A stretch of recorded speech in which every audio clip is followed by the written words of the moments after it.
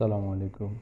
আজকের এই ভিডিওতে আমরা দেখব কিভাবে ছাত্রছাত্রীদের মার্ক এন্ট্রি করা হয়। এই জন্য প্রথমে আমাদের এক্সাম মডিউলের মার্ক এন্ট্রি মেনুতে যেতে হবে। এখান থেকে আমাদের বর্তমান সেশন, শিফট, ক্লাস, সেকশন, পরীক্ষার টাইপ, পরীক্ষার নাম এবং সাবজেক্ট সিলেক্ট করতে হবে। এরপরে সার্চ করলে আমাদের ছাত্রছাত্রীর তালিকা আসবে।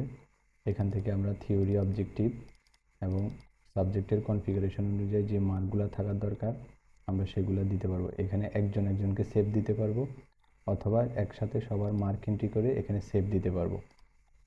যেমন এখানে যদি 50, এখানে যদি 20 দিই, এভাবেও সেভ দিতে পারবো।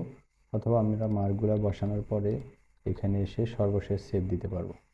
একইভাবে আমরা যদি নবম শ্রেণীর অথবা দশম শ্রেণীর মার্ক এন্ট্রি করতে যাই, তাহলে আমরা গ্রুপ ওয়াইজ মার্ক এন্ট্রি করতে পারবো।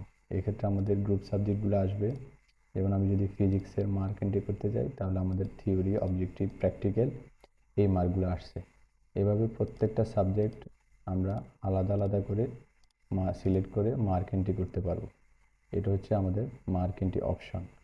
আমরা আরেকটা বিষয় মনে রাখতে হবে যে নবম দশম শ্রেণীর অপশনাল সাবজেক্টের একটা বিষয় আছে যেটা আমাদেরকে অ্যাসাইন করে দিতে হবে।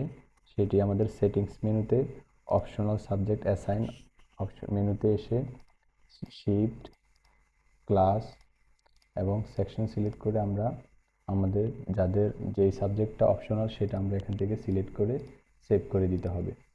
যা কারো হায়ার ম্যাথ থাকলে হায়ার ম্যাথ, কারো এগ্রিকালচার থাকলে এগ্রিকালচার, এভাবে সেভ করে দিলে আমাদের অপশনাল সাবজেক্টগুলো চলে আসবে, যেটা আমাদের মার্কশিট তৈরিতে সহায়ক ভূমিকা রাখবে। ধন্যবাদ সবাইকে।